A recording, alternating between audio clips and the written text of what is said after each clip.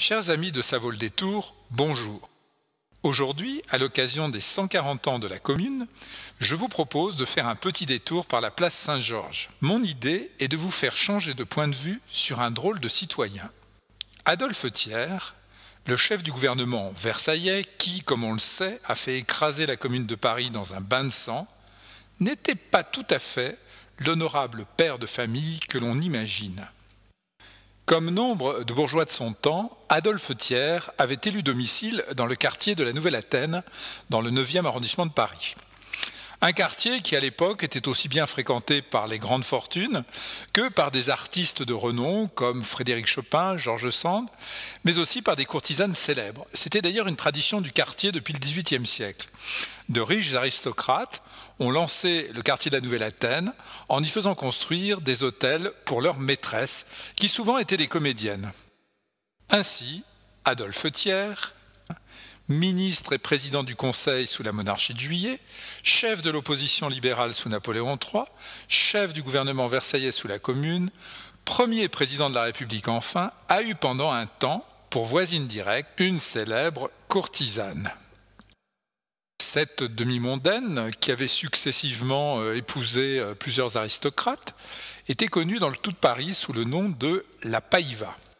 Aujourd'hui encore, de part et d'autre de la place Saint-Georges, les deux hôtels se font face, l'ex-hôtel Thiers et celui de la Païva. Deux demeures de styles très différents.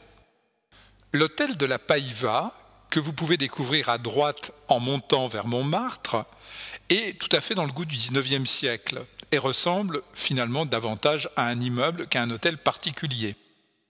L'hôtel Thiers, lui, s'inspire de l'architecture classique des hôtels particuliers parisiens, en particulier de la période Louis XVI.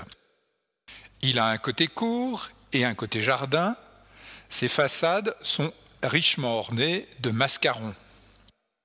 Ce qui le différencie sans doute des hôtels particuliers classiques parisiens, c'est peut-être sa hauteur. Donc, de part et d'autre de la place, deux bâtiments vraiment de nature très différente. Mais ce que l'on sait moins, c'est que ces deux hôtels ont en réalité un point commun. L'hôtel Thiers et l'hôtel de la Païva ont une origine commune. C'est en fait le beau-père d'Adolphe Thiers, un agent de change fortuné qui s'appelait Alexis Dosne, qui a loti le quartier et fait construire les deux demeures. Et c'est précisément là où l'histoire se corse.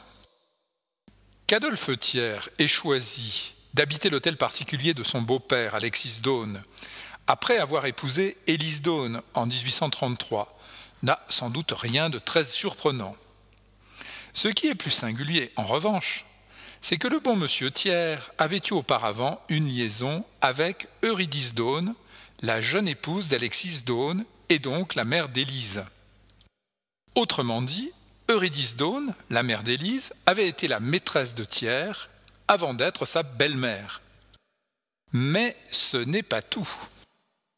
Après avoir séduit la mère et épousé la fille, Adolphe Thiers entretint une liaison avec la sœur cadette de son épouse Élise Dosne, Félicie Dosne.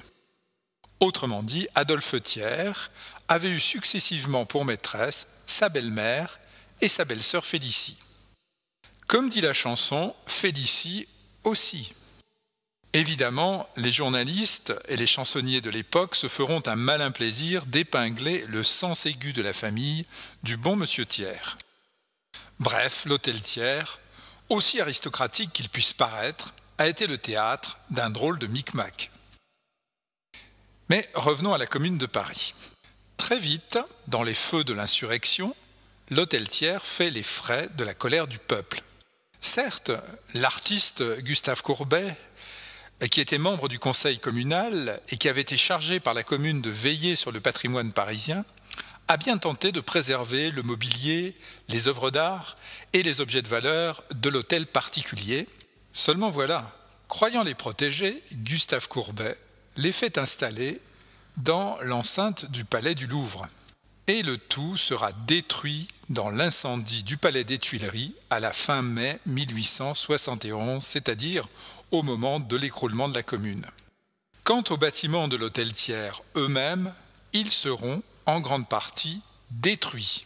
Donc, le bâtiment que l'on voit aujourd'hui n'est pas tout à fait l'original. Quelques années après l'écrasement de la commune par l'armée versaillaise, l'hôtel de la place Saint-Georges fut entièrement reconstruit aux frais de la République. Il en coûta, dit-on, 1 million de francs de l'époque. Toutefois, Thiers, nommé entre-temps premier président de la République, ne l'habita pas. L'épouse de Thiers, Élise Dhaune, devenue totalement parano et craignant pour la vie de son président de mari, préféra continuer à habiter Versailles. Finalement, après la mort du couple Thiers, le moins que pouvait faire la belle-sœur et ex-maîtresse de Thiers, Félicie Dhaune, c'était de faire don de l'hôtel de la place Saint-Georges à l'Institut de France. On se souvient en effet que Thiers était académicien. Devenu la fondation Dhaune-Thiers, l'élégant hôtel de la place Saint-Georges abrite aujourd'hui une précieuse bibliothèque consacrée à l'histoire de France au XIXe siècle. Et la Païva dans cette histoire? En fait, Esther Lachmann, dite la Païva, ne fut pas longtemps la voisine des Thiers. Après le suicide du marquis Albio Francesco Arandro de Païva, la dame épousa le comte Guido Henkel von Donnersmarck, qui, après lui avoir offert l'hôtel du 28 place Saint-Georges, lui en fait construire un autre, beaucoup plus somptueux, au 25 avenue des Champs-Élysées. Un hôtel de style Renaissance que l'on peut encore admirer aujourd'hui, et ce sera sans doute le but, chers amis, d'une autre balade. Permettez-moi de vous donner un petit conseil avant de nous quitter. Surtout, n'hésitez pas à entrer dans le jardin de l'hôtel Thiers. C'est aujourd'hui le square Alex Biscard et il est accessible au public. Lorsque je l'ai visité par une belle journée de mars, j'ai eu vraiment un coup de cœur. C'est un petit îlot de calme et de verdure dans un quartier très dense et où les rues sont plutôt étroites. Chers amis de Ça vaut le détour, je suis sûr que vous apprécierez ce lieu.